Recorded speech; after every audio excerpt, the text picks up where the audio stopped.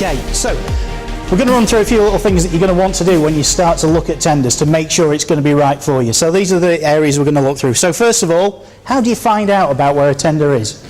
There are loads of tender sites out there. Not one will cover every opportunity. 100% won't. There are some tender trackers that you can purchase into and you can subscribe to that are pretty damn good. But there will be the odd one that doesn't go by, that doesn't appear on there. The main ones you really want to focus on are Contracts Finder. That is a fantastic site. It's a government site which has got a load and load of stuff on it.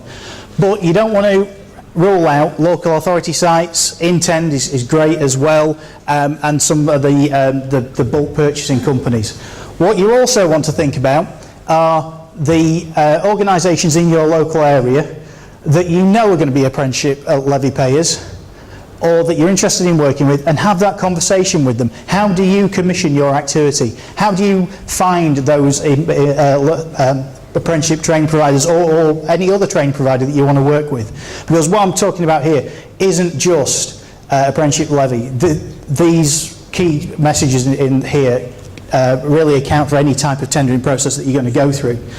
There's no crystal ball. What I would say, and one of the interesting things over the last few weeks we've noticed, is commissioning bodies, especially for levy, and I will keep going on about levy because it's so big at the moment, are actually looking at people's digital apprenticeship service information and asking them to tender for particular work. So if you get a little email through from your local authority saying, oh, could you keep an eye out for a tender that's going to come through, please make sure you're registered on East Midland Tenders or whatever it might be. They're great opportunities. So get your apprenticeship information really up to speed on that.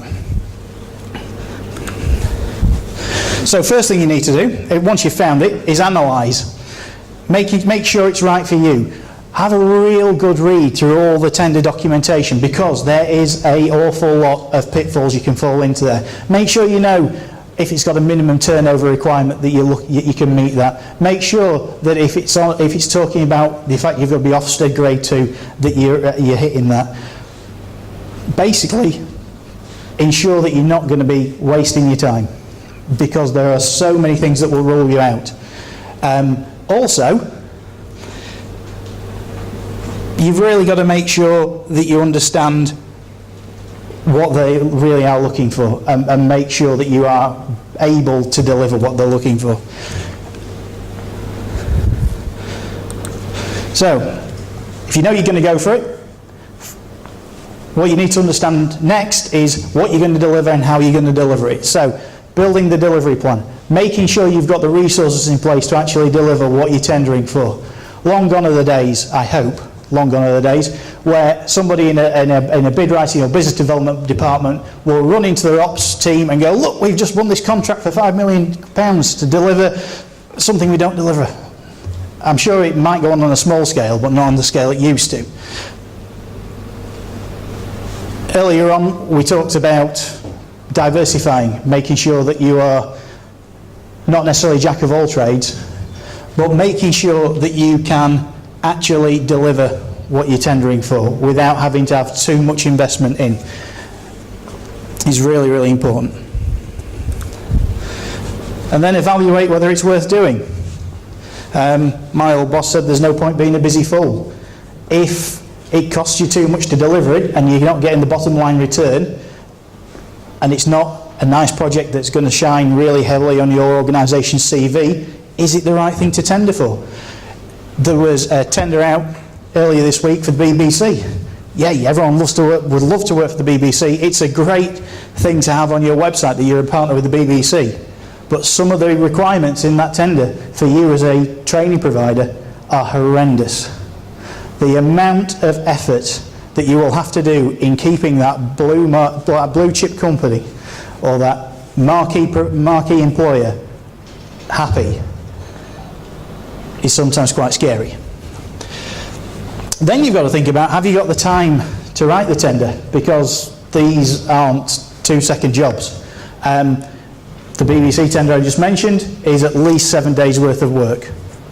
So if you are an MD of your company and you're the bid writer as well, and you're also business development, and you're making sure that people are delivering still and your timely achievement rates are still coming in, have you got the time to be able to dedicate to create something that is going to be an important part of your company in the future? So really, that's sometimes where you come to us, and this is the only sales pitch in it, honest. So that's where you find a bid writer that can help and support you through that process. A bid writer that knows how to take the real excellent points that your company does, to get your USPs out, to get your innovation out and communicate it effectively through writing. Then the response. A lot of people here will be quite au fait with Bravo, sort of, as the ESFA's platform. Some of the local authorities use wonderful, weird platforms that are quite a challenge sometimes to understand.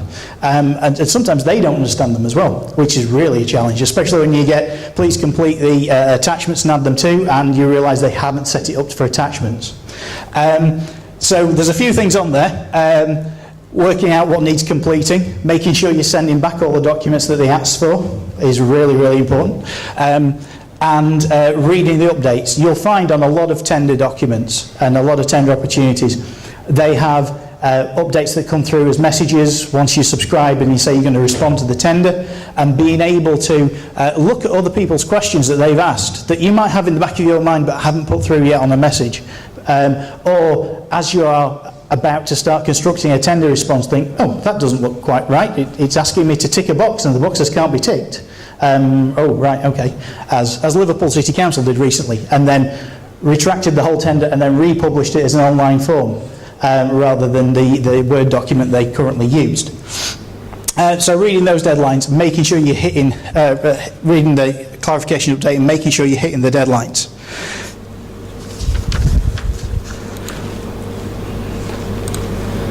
And most importantly of all, people laugh at this, answer the questions.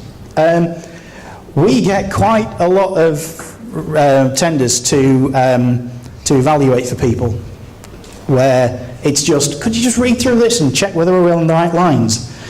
We have a really good track record in getting people on the register of apprenticeship training providers, and we've been seeing people's responses from the first two windows. And a lot of people fail because they just don't answer the question, including some large providers and colleges. So read the questions fully, answer the question. If it's broken down into 3 points, break your piece of paper down into 3 points and actually write an answer next to each one of the bullet points to make sure you've got it there and you've got all the information that you need. And then finally, get some feedback if you can. Because it's very difficult to get feedback from all of the organisations that tender, but there are a few that will give you a decent amount of written feedback if you request it. And it's only by evaluating the feedback that we know how we're going to succeed next time. So don't be afraid to throw 15 tenders out there and see what the response is, because it's only by having a go that you'll know where you're missing out on. And if people come back to you and say, well, you've not been successful because your success rates aren't quite high enough, you haven't got a couple of delivery partners, as the gentleman from Rathbone was saying earlier on, we want somebody to deliver everything, then you know what you need to improve next time around. And then there's a few other things that we do as an organisation as well. So we're here to support. We've got a team of bid writers that are available at your beck and call, and we're quite happy to have conversations across the board about loads of different types of tenders that are out there at the moment in time. You can jump on our website, subscribe to our newsletter and get a few in your inbox. If you spot something that's not on there but you want to have a chat to one of the bid writers about it, you can just drop us a line and we'll get in touch with you and have a chat through. And that's it from me really. But before I finish, I just want to say a big thank you to S Knights and SAC for organising today. I think it's been absolutely fantastic getting everybody in the room together, and hopefully we'll see it again.